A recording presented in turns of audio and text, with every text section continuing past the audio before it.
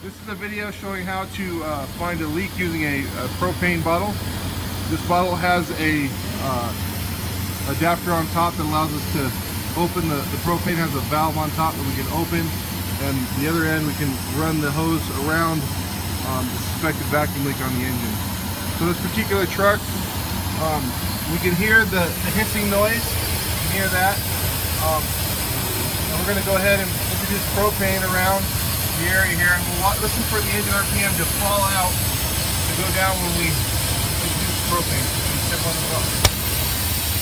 Okay, you hear the RPM drop. So what's happening there is we have a vacuum leak, and we're actually drawing the propane into the manifold that causes a risk condition which affects the engine RPM. So this particular vehicle, you can see someone has been into this report injection here, and they've siliconed it, and they haven't got it sealed correctly, and we have a vacuum leak in the engine manifold.